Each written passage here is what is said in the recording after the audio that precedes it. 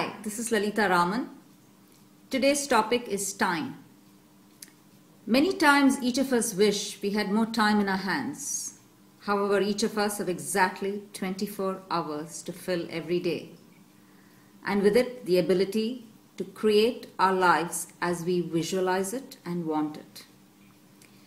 Time, I believe, is the only coin that each of us can determine how it will be spent. These days, it's a fad to hear people saying, "I'm busy," when asked, "How are you?" However, it's not enough to be busy.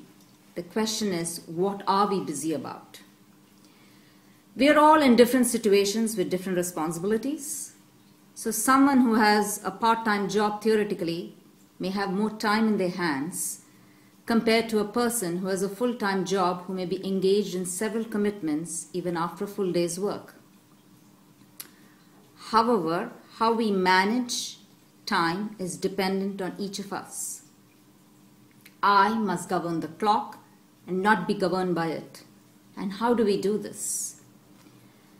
I think for this we need to master willpower, the self-control to prioritize between activities or engagements, and it is this that separates the most productive person from the least productive.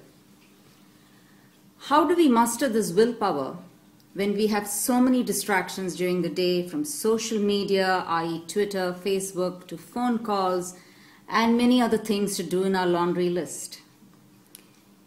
Baby steps, the conscious act of reminding oneself for something as simple as that we need to drink water several times during a day, is probably the first step to starting a healthy life. Correcting a posture when you're sitting is another baby step. When you begin an exercise program, there is no point trying to run before you can walk. First, we need to master the art of consistency. Maybe start walking 15 to 20 minutes each day and then increase the duration or the length.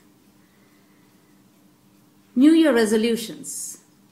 I have to date not made any New Year resolutions. You may ask why.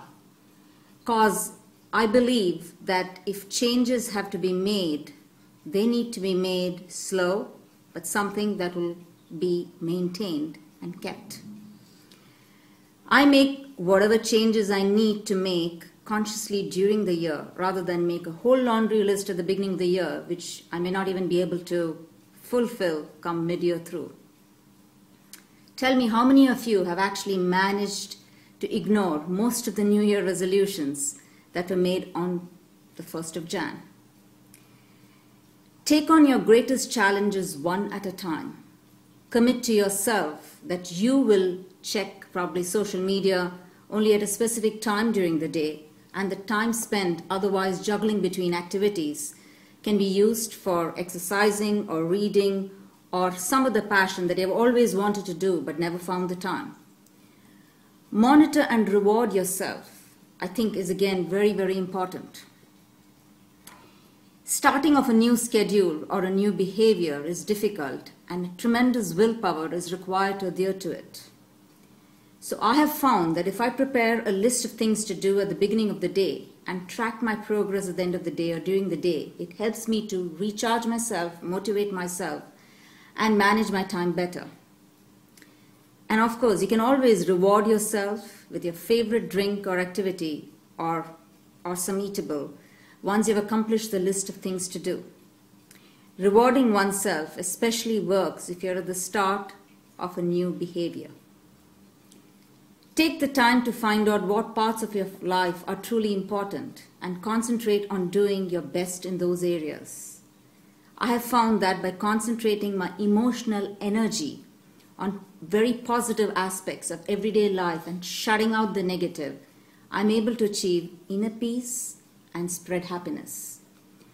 Whilst trying to prioritize activities as part of time management process, it's imperative that we be kind to oneself. What does that mean? Basically, to assess the current reality and making a plan to transform it. Why is it so important to acknowledge this? because it allows us to identify windows of time and maximize them to the best of our ability instead of worrying that we are not doing enough and then feeling paralyzed.